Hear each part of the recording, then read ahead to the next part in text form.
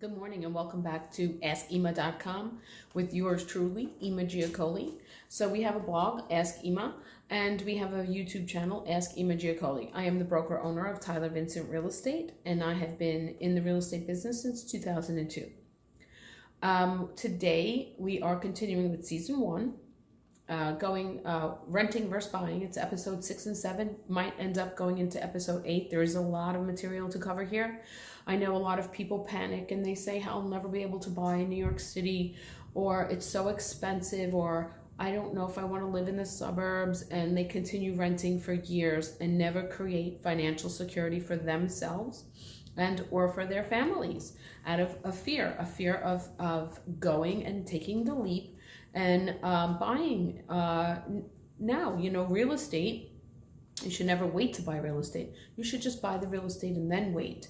And I understand some people will always be renters, and that's fine. And there's a space on this planet for everybody. So if you just love renting and love, I have tenants. If you just love renting, that's fine. But if it is something you want to do and you want to set a goal and you want to try to go into home ownership, please reach out to me. I would love to have this conversation with you. I would love to get you on the right track, and I would love to help you create that financial security for yourself and your family.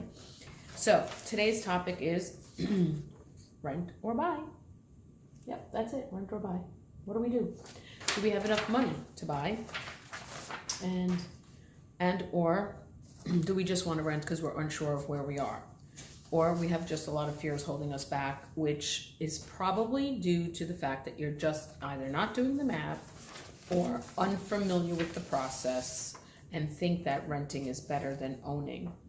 So we're going to remember to do the math in this program today, all right?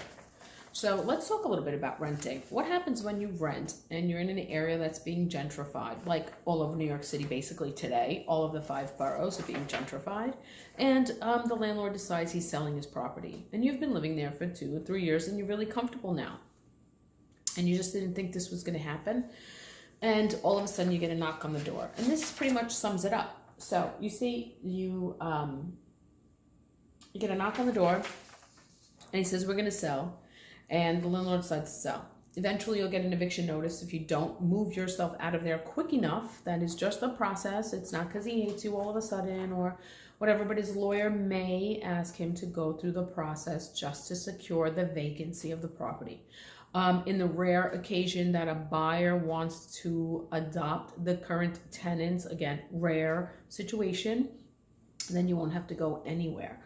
However, it's highly unlikely that that can happen. So during gentrification areas that real estate is skyrocketing, things are shifting and changing, just be aware. As a renter, where do you stand? Set your goals, plan ahead, let's do some math, and let's really, really, really investigate this rent versus buying. Renting definitely has some perks and opportunities, but you don't want to end up evicted and be told it's time to get out, especially being unprepared. So renting has advantages, like I just said, and they're clear ones. You don't like where you are, you can easily just pack up and go. You don't have to put a for sale sign in front of your property or refinance or put it up for rent, right? You just pack your bags, give your 30-day notice to your landlord, cancel the lease, beg to cancel the lease, try to cancel the lease because it is legally binding. So read it carefully and mosey on your way. When you own a property, though, there's a lot of advantages there as well. Now you own real estate. This is a financial security vehicle for the duration of your life, if that's what you'd like. You can pass it on generations to generations. It becomes part of your assets and part of your wealth portfolio.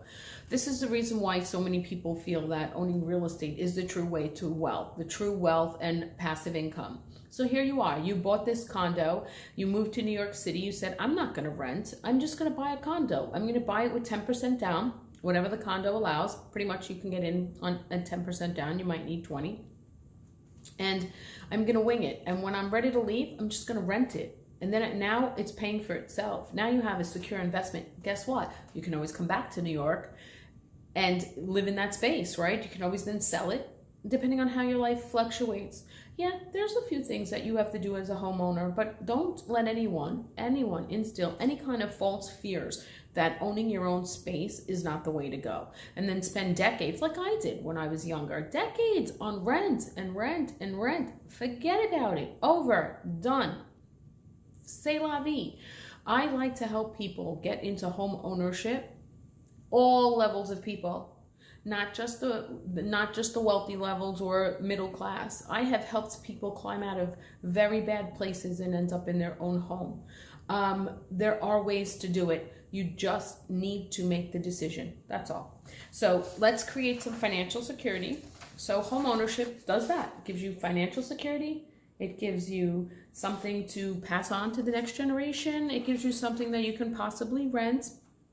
Co-ops are different, and we're going to look at everything in these few episodes coming up. So we're doing 6 and 7, buy versus rent, how to go from renting to buying, and we're going to cover all the different types of real estate that you can accomplish doing this in. And then, of course, no eviction notice. That's the last one. That's the best one. No eviction notice. The only way you're going to get pushed out of your own home is by your own hands, not by someone else's decision. It's a huge, huge thing. I know we all love living in the city. I'm guilty of that. Born and raised in Queens. I can't get enough of the boroughs. However, I do like leaving the city and detoxing somewhere else. But, it's tough, and you just need the right guidance. You need to be put on the right track, and it's not impossible, okay? And so the reason why I feel like it's so critical to cover renting versus buying is because you never want to find yourself in a position like this guy, right? Putting your money in a fireplace, not a good choice. And pretty much there aren't any returns on renting, other than the flexibility of saying goodbye based on your lease terms. And don't forget the lease terms. And don't forget to read your rider. So always do the math and make a decision on, do you want to continue renting? Do you want to stay in New York at least 5 years? Do you want to buy and understand it fully? What does it mean? What does it entail? A lot of people are not going to tell you.